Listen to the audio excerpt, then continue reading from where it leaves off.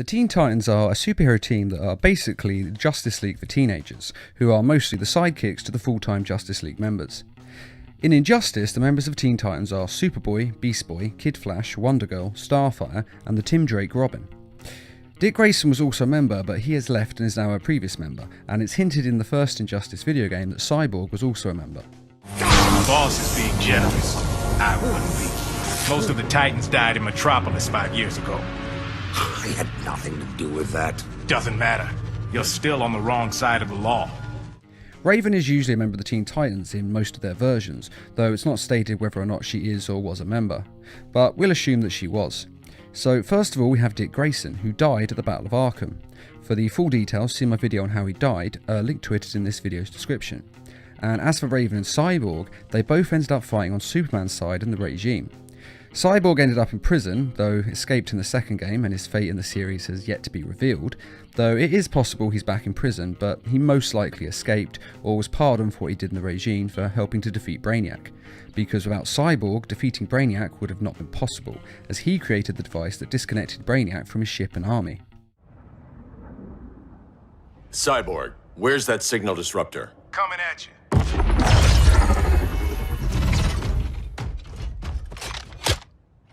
All you have to do is hit the trigger, but it only jams a local area. You need to get within arm's reach of Brainiac. As for Raven, after the first game she just disappeared.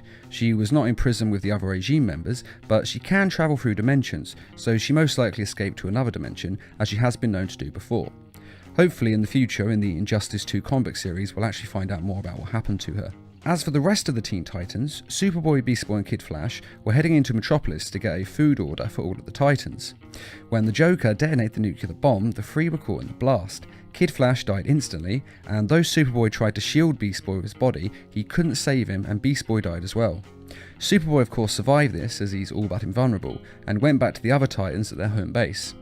The team took the deaths hard, but not as hard as Superboy, who of course saw it firsthand, and then had to see his hero Superman fall from grace, the man whom he'd based his entire identity on, as Superman killed the Joker and began to turn evil.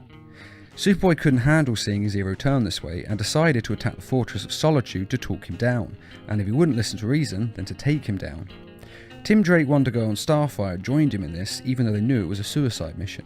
When they got there, they found that Superman just couldn't be reasoned with, and so a fight ensued between Superman and the Titans. But the fight ended almost instantly when Superman mortally wounded Superboy, and there was no way to save his life unless he was put into the Phantom Zone. But Superman would only put Superboy in the Phantom Zone if the rest of the team went with him. They all agreed to this in order to save Superboy's life, and Superman said he would eventually release them from the Phantom Zone when the time was right, but of course he never did. And so the team is still trapped in the Phantom Zone, which ironically at the end of Injustice 2 is where Superman is imprisoned.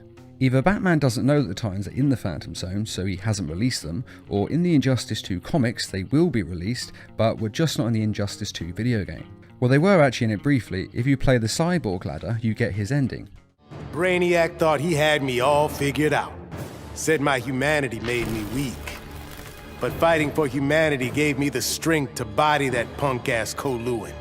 And before he dropped, I took a few things. His 12th level intellect and his ship's data core. I thought the internet was gigantic.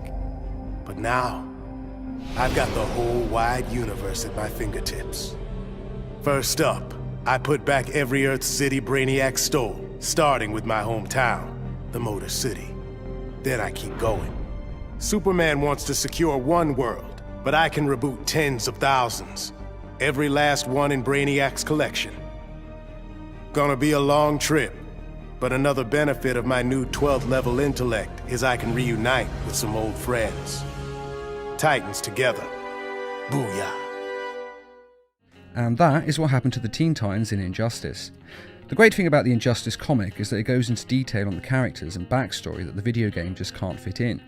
And this story wasn't technically necessary as the Titans aren't in the video game as a group, so this really is just kind of an Easter egg to the fans of Teen Titans, which I really like and appreciate the writer doing this. But the question is, will the team ever be released from the Phantom Zone? As I said, the Injustice 2 comics is still coming out, and it's possible that they will be released in it. Starfire is also included as DLC on the second game. Since she escaped the Phantom Zone, it's possible others have, though it could just be that the video game markers have added her to the DLC package without knowing that in the comics she is trapped in the Phantom Zone. Breakdowns in communication do happen, though we can hold out hope that how she has escaped the Phantom Zone is mentioned in the Injustice 2 comics. But it is important to remember on this that Zsasz was supposed to kill Alfred in the Injustice comics. However, in the flashback we see in Injustice 2, Robin kills Zsasz and therefore cannot kill Alfred later on. You didn't raise me.